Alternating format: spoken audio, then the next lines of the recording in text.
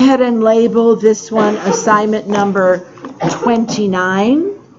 Today you're going to be doing, we keep on adding on, these are very progressive, is we divided, then we divided adding on zeros, then we divided by moving the decimal into divisor.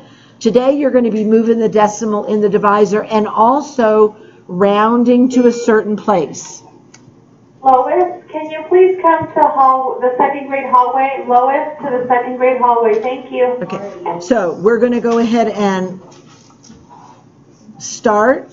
Let's go ahead and look at an example.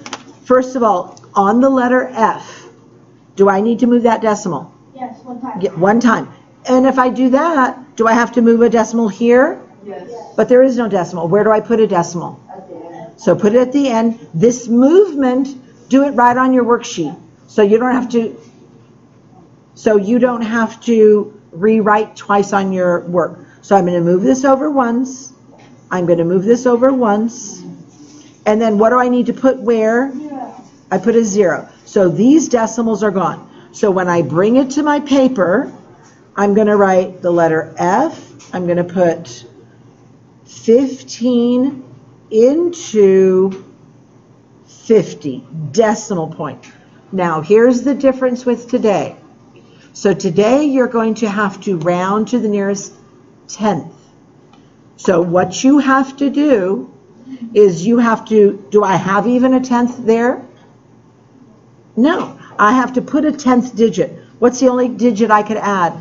And so I'm going to put a tenth, and then listen carefully, then I'm going to draw a line where that tenth place is, and then, yes ma'am, then I'm going to go ahead and put one more 0, because this is going to be our rounding. This is going to be our rounding number right here. You have to have that to see how you're going to round the rest of it. So we're ready to move the decimal to the roof, and we are done with the decimal. That decimal should not appear anywhere else in your work. So, does 15 go into 5? No, yeah. Put an O for no. That's very important because I see some of the other 7th graders, they're misaligning it. How many times does 15 go into 50? 3 times. 3 times. And what they're doing is they're putting the 3 here, which again, but that's why we're going to prevent doing that by putting that 0. So 15 goes into this 3 times. Then mommy multiply, 3 times 15 is 45. Subtract. And then bring down. Every time you bring down, divide again. Okay, I shouldn't hear the talking. Is on this 15 goes into 50 how many times? 3 again. 3 times 15 is 50, and I sort of see it. 3 times 15 is 45. Sister subtract. Brother bring down. Well, this is a repeating number. So what's this next number going to be? 3. It's going to be 3. Now, by the way, at this point, we've drawn the line where we're going to round to. We put one more to determine our rounder. At this point, is your answer going to be closer to 33 or 34? 33. So 3.3. So you're going to show your original work, and then you're going to round it back to that place value. You're going to find your answer, and I'll put this back up at the end of the period so any 7th grader coming in late. So that answer is going to go right here. You're going to find answers A through H over on this side. And where you see the F at the top, you're going to put the word sum. Okay. All right. Then, the next one we're going to do is the letter I. So if you just came in, keep up with us at this point. Now, I said, please move the decimal right on your worksheet. How many places do I need to move it? 2. 1, 2. 1, 2. So now I know my decimal is going to go right here. Then you can, now we're going to rewrite that neatly over on our line paper. Do I need to write 006? No. Okay, no, so you're just going to put 6 into, do I need to write that 050? Do I need the 0? No. So just start with the 5, 0, and we know our decimal is going to go there, 7, 7. And bring the decimal straight up. It's open. Okay. Okay. All right. Then, now listen carefully. I need you to do this. Is this section says you're rounding it to the nearest hundredth. Which digit is the hundredth? The first 7 or the second 7? Okay, so now, where it tells you you're going to round your answer to, that is where you draw a line. Sir, come over here and get your worksheet and a piece of paper. You're going to draw a straight line. But who knows what I need to put right here? A 0. A 0, because we need to go one place past the hundredths to see our rounding number. So let's go ahead and start dividing this. Does 6 go into 5? O for no, so we know no other number can ever go there. How many times does 6 go into 50? 8. 8 times 6 is 48. Subtract. Brother bring down. Every time brother brings down, we go back to daddy and divide. Then 6 into 27? 4. 4 times 6 is 24. Subtract. Bring down. It's 29. Okay. Bring down. We'll catch you up on anything that you didn't see, but I can't go backwards right now. Anyway, on this one, 6 into 37 goes how many times? 6. 6 times 6 is 36. Subtract. Bring down 1. Go back to daddy and divide. 6 into 10 is 1. And you stop right at that point. You don't need to go 1 times 6. All I needed to see is that number large enough to round this up to 47. Is this large enough to round it up? No. No. So it stays 8.46. So keep your work here, put your rounded number here, and then again, we're rounding to the nearest hundredth in this section. So put your answer 8.46, and that letter I should be in this section, I to P. So I, 8 point, here it is. Okay, so you're going to draw a line through that, and where you see the I up at the top, we're going to put the letter R.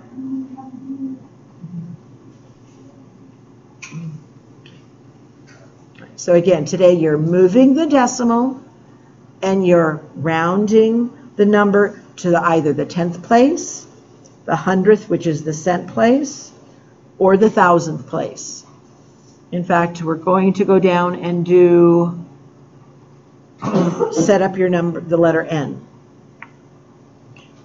So on this letter N, and I'm going to set it up this one, I don't think I'm going to solve for you because we need to get to the word problems. Please move your decimal right on the worksheet. So how many places over should we move it? 3. So 1, 2, 3, and then 1, 2, 3. What should I put right here? 0. Okay. So now we'll transfer that to your lined paper. Okay. So for all of that, what are we going to write? Just 18 into what? 400 decimal. Okay. All right. Okay, sir, I just said you'll get that information in a little bit. All right. So on this, bring up your decimal. Now, this is important. I'm helping you set this one up, but you're going to end up dividing it. You need to round this one to the 1,000. Do I have anything here to the 1,000? So we need to put somewhat. 0. You need to put 10th, 100th, 1,000. Draw a line because our real answer when we round back is going to end here. But we need one more 0 which is going to be our rounder. And so that's how you set it up. We've already done several of those where we round it to the 10th. We have to take it to the 100th to round back. When we round it to the 100th, we have to take it to the 1000th to round back. When we round it to the 1000th, we take it to the 10,000th to round back. So this one I'm going to leave. You're going to get to do this one on your own. When you're using this 18, think of like 20. For example, we know it's not going to go here, so you're going to put an O for no. How many 20s in 40? 2. So that's a good way to estimate how many 18s are in 40. So round that as you're doing that. But we're going to go to, and again, I'll put this for people that we're testing in just a little bit. I'll put it back up. We're going to do the letter O, the word problem. All right. So this says, how many gallons of fuel does it have? A jet travels 0.4 of a mile each gallon. By the way, when I'm comparing miles and gallons, do you remember from last year what that's called when you're comparing two numbers? Starts with an R. RA.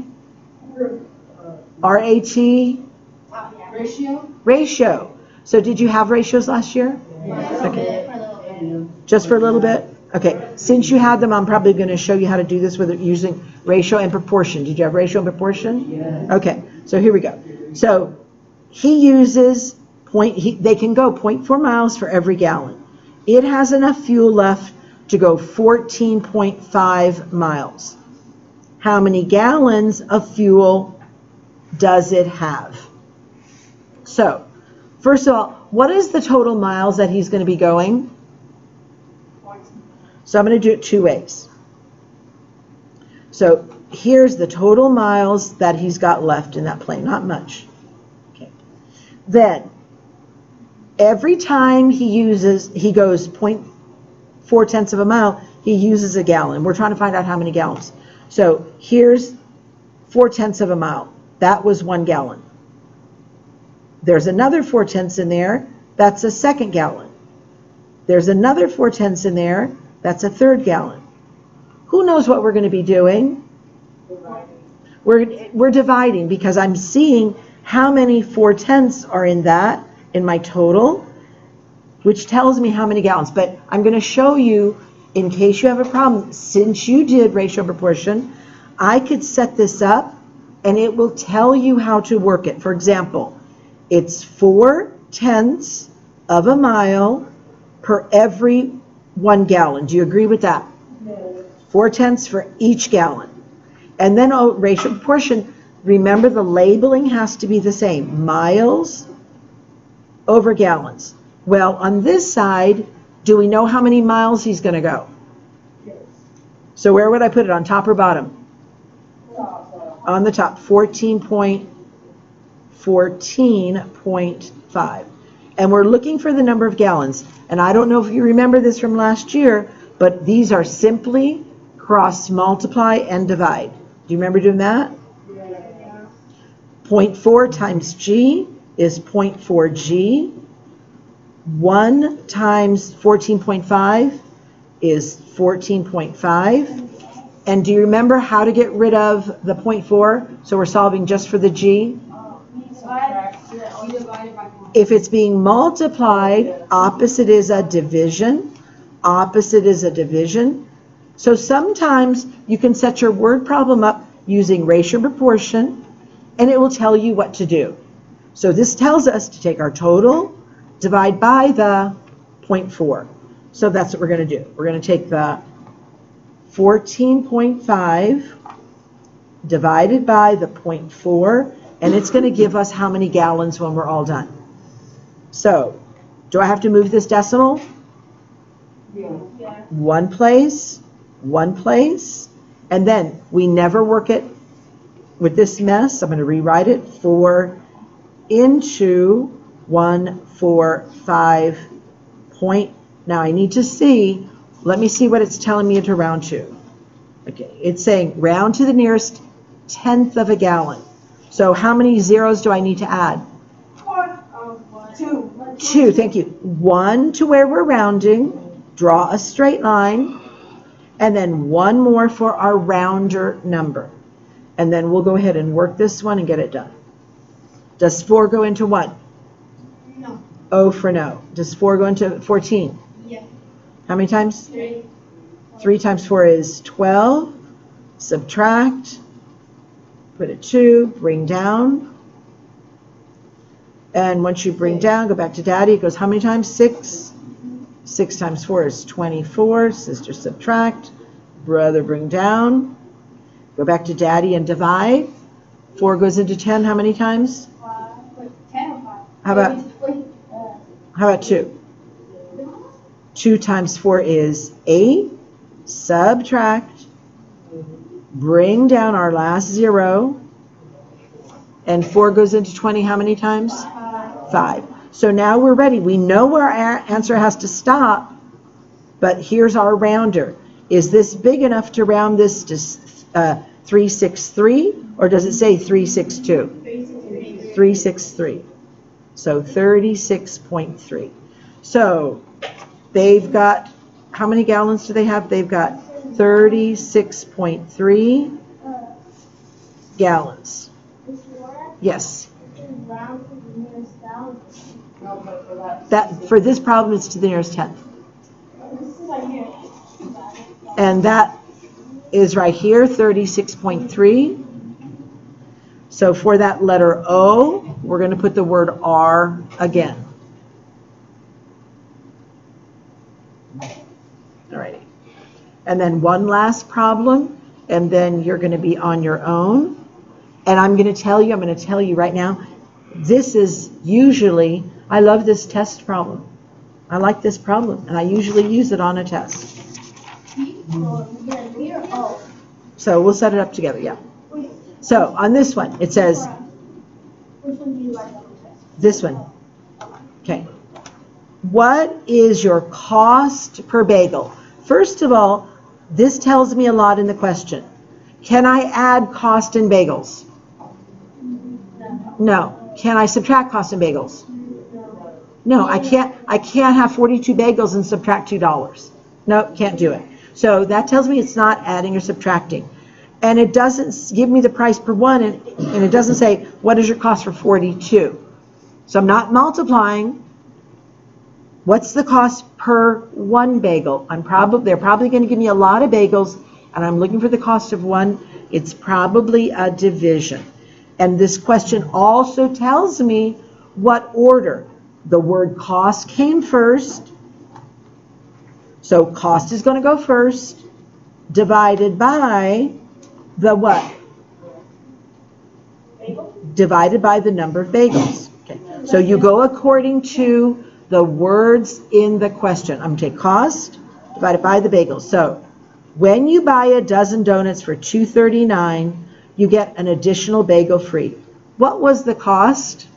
$2.39. So that's going to go here, divided by, how many bagels did we get all together? 13. Thank you. A dozen is 12, but when you buy a dozen, you get an additional bagel free, so you're dividing by 13. So now we can go ahead and set it up. The additional one counts. It doesn't matter if it's free. We're looking for the cost per all the bagels. So if I was dividing by 12, the cost would be a little bit more, but because we have one free, it's going to lower our cost per bagel. So that's very important. You're going to include that free one. So which one goes on the inside? 2.39. Yeah, the first number goes first in the nice warm house, divided by 13. Bring your decimal up. You're done with the decimal. Now, this one is rounded to the nearest cent, 100 cents in a penny, which is the same thing as the hundredths place. Which digit is the hundredths place? That's the tenths. The 9 is the hundredths, so that's where we're going to round it. Draw your line there and put an extra what? 0. Because we need a rounder to see if it's 5 or greater, to see if we're going to round that. So, does 13 go into 2? No. O for no. Does 13 go into 23? One time. 1 times 13 is 13. And bring down. Now, I've got to divide again. I like 15. I know that 6 times 15 is 90. 6 times 15 is 90. So this is about 19 more than 90.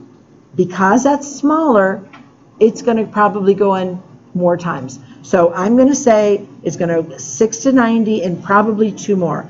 I'm going to guess about 8. And by the way, keep your multiplications on the same, right next to the problem. It should not be done on a scratch paper. And 8 times 8, 9, 10. Is that going to work?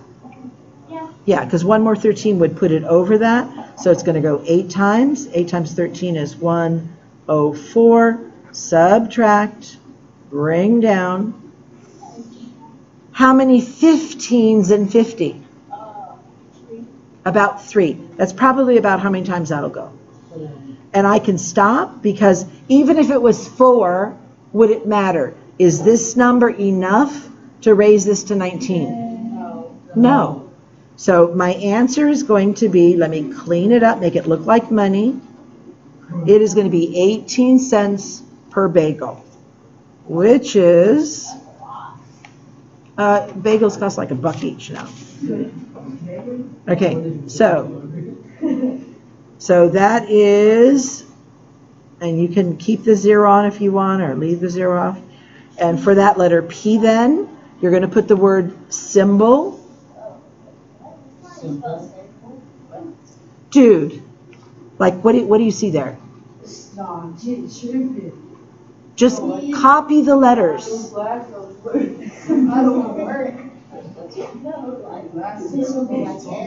right, so there is the word. Okay, girls and boys, let's quiet down. And symbols are, I think, those instruments, big round ones. Oh yeah, like there's one symbol Yeah. that's SYR, and then there's SY. Well, but this is the kind they're talking about with the C. So, girls and boys, you need to finish the rest on your own. You have the rest of the period, and in a little bit I will be collecting homework.